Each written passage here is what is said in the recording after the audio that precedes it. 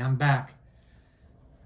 Today's talk, I'm going to run through some standard drugs used to treat insomnia. And the drugs used to treat are usually insomnia / some other psychiatric illness.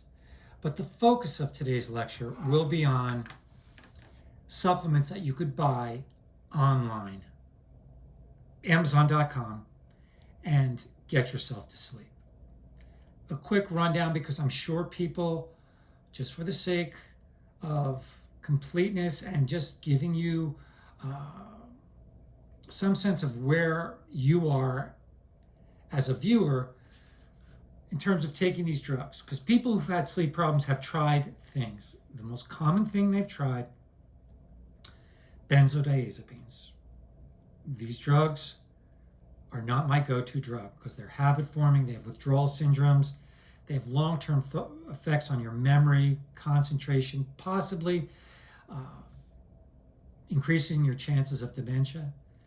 Their common names are Xanax, Ativan, klonopin, Halcion, dalmane, restoril, chemical names clonazepam, lorazepam,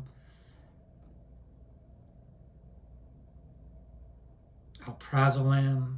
I don't recommend these. I don't like using them. So let's just move on. I would not recommend taking those for anybody.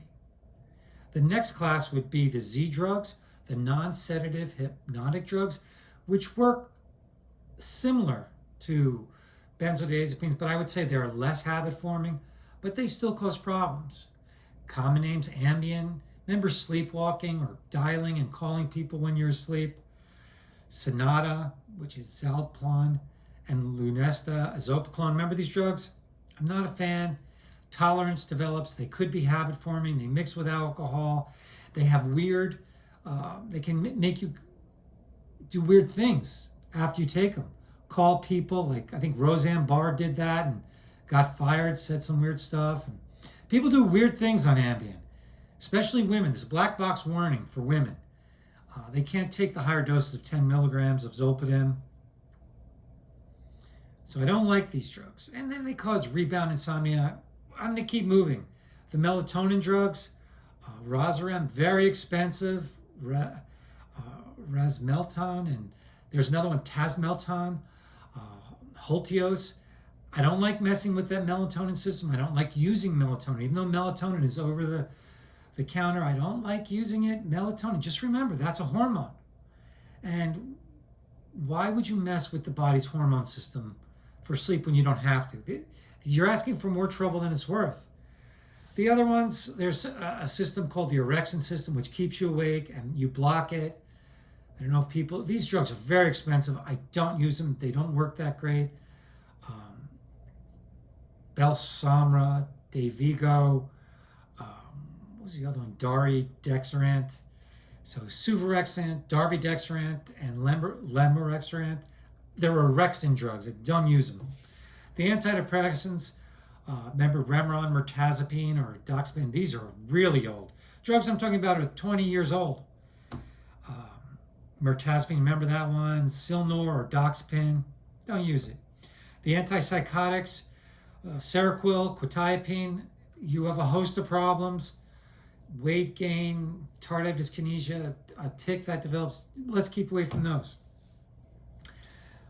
There are over-the-counter drugs, Unisom and Tylenol PM and Motrin PM. Don't take these. Tylenol PM could be the most dangerous drug you could take. Tylenol acetaminophen causes liver disease, liver failure, and death. Motrin affects your kidneys, ibuprofen, and it's mixed with either diphenhydramine or doxylamine. I would say these are the most dangerous. Don't take these. These you're taking Tylenol PM or diphenhydramine or Motrin PM.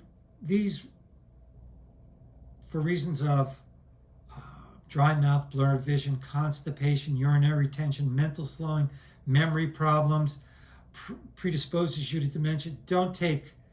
They may possible liver disease, kidney disease. If it has any kind of Tylenol in it, some people call paracetamol or acetaminophen or ibuprofen or ketoprofen. Do not take these mixture drugs for sleep. Now, here's the meat of this talk. Let's get into talking about, I think, the most important supplement. You buy it online. You buy it, it's called L-Theanine. L-Theanine is used for sleep. You could buy it from a company called Horbach in 400 milligram capsules. Now, I recommend, you're not going to be able to go to New Chat or Grok 4 and get this information, because they're going to tell you the wrong thing, because I looked it up. They're going to tell you take 200 milligrams. It won't do anything. It has to be taken 800 to 1600.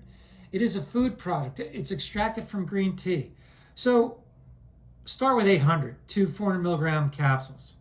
If it doesn't work, I'd go to 1600, 1.6 grams.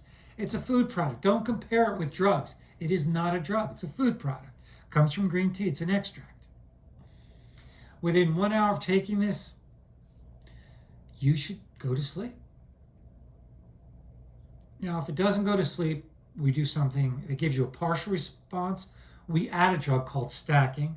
If it works, just leave it alone. Try and take as little as you can. Work down, but prove to yourself it works. Take 800 to 1600 milligrams. So if it works, just take that one drug. If it doesn't work at all, don't take it. If it partially works, what do we do next? My go-to is Apigenin. What do I take that as?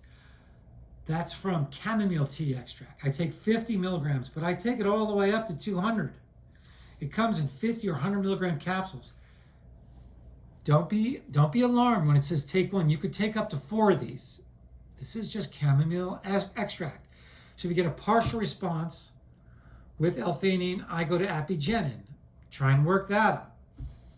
The next thing I do is magnesium. I use a product called Magnesium Breakthrough, which is a combination of magnesium glycinate and magnesium L-Theanate. I would try and take 500 milligrams of that. When you're doing the glycine, I think you're taking up to 3 grams of that a day, 3,000 milligrams. So if you get a partial response with the magnesium or no response, don't take magnesium. Partial, if it helps a little, take that. So you can stack L-Theanine, stack on top of that, Apigenin, on top of that, magnesium. I use the Magnesium Breakthrough, which is a combination of magnesium L-Theanate and magnesium glycinate. And then if you want to get a partial response, you want to add something to increase your effectiveness, add glycine at 3,000 milligrams, 3 grams. Glycine is just an amino acid. Magnesium is an element. You can't really overdose on these or hurt yourself. So what I've given you can buy on Amazon. I really don't see any long-term side effects. I don't see any GI irritation. I don't see any problems doing it. I don't see any systemic problems to liver, kidney, lung. So I think it's safer all long-term than dealing with those meds, which I briefly ran through. And the meds, I'm going to put in my lecture on all the meds, and that way I go deep into those. But I like this stacking with these supplements. I think it's extremely effective. People try it, tell me what you think. And in my end box, I'm going to put up cards about my lecture on sleep, my lecture on supplements, drugs for sleep, and sleep hygiene. And just a quick sleep hygiene, no caffeine, say 6 to 8 hours before bedtime, no exercise, no food, no screen time an hour before bedtime, and no meals, no exercise. Thank you.